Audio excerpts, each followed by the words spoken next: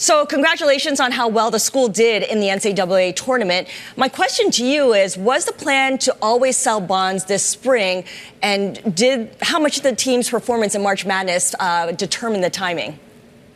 Actually, it was just pure luck with regards to the timing. The bond, it comes up on maturity at various times, and today it just came up during this time. So we've been planning this long in advance of the tournament run that we had, and so but having it line up with the tournament has just been absolutely fantastic for us. We've gotten a lot of recognition, not only within the state, but nationally. And so it's been absolutely fantastic and really is building a lot of buzz around not just the basketball program, but also the university. Yeah, that's a good point. And in fact, in the bond offering, the documents, I understand that you mentioned the upset win over Kentucky as well.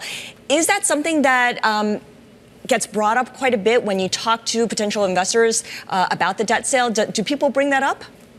It's funny. You can't have a conversation anywhere right now without people bringing that up. I did not realize when I was at the game how big of a moment that was in college sports and how big of a moment it was for our university. And we have really capitalized on it, not only with the excitement and everything else, but also with people knowing who we are. If you take a look at our financials, we're very strong.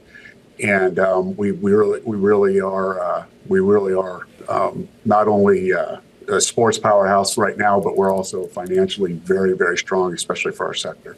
So you've got this attention here, Stephen, and of course, I mean, there are a lot of people, of course, when they heard Oakland University, most of us had to, look it up and they go, oh, it's not in California. But anyway, it gets to a broader question here about how visibility really can drive investment demand for these types of issues here. Is there anything comparable you've ever seen, not necessarily just in your own tenure there at Oakland, but just in the overall muni business at all?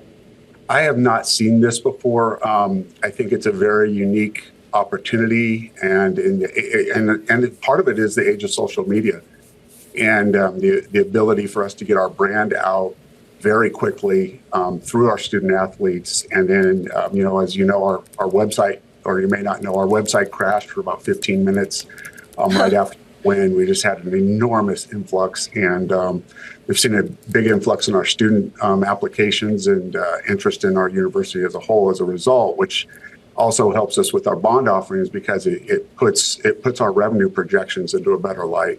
So how do you sort of, I guess, capitalize on this longer term? I mean, you've got this issue coming out here, but you think you can kind of take the momentum that you've gotten coming out of the tournament and sort of, I don't know, are we going to be talking about this in Oakland University 2, 3, 10 years from now?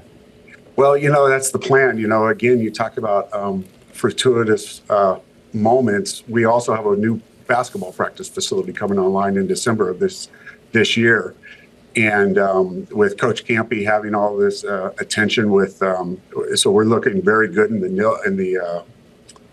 the exchange. I can't remember the name of I just drew a blank. I apologize. No, that's okay. Go ahead.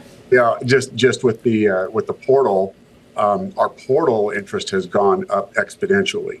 Our nil interest has gone up quite a bit as well. So we have a lot of momentum behind us. We have this new basketball facility coming up. We've got the longest standing coach in the NCAA Division I, and we've got this big win behind us, and so everything looks good. When you pivot and you take a look at our financials, we've had positive cash flow through a pretty significant downturn in our budget.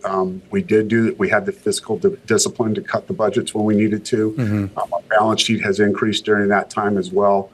And so we're in a really good position financially, and our outlook is looking much more stable, as you saw within the Moody's rating.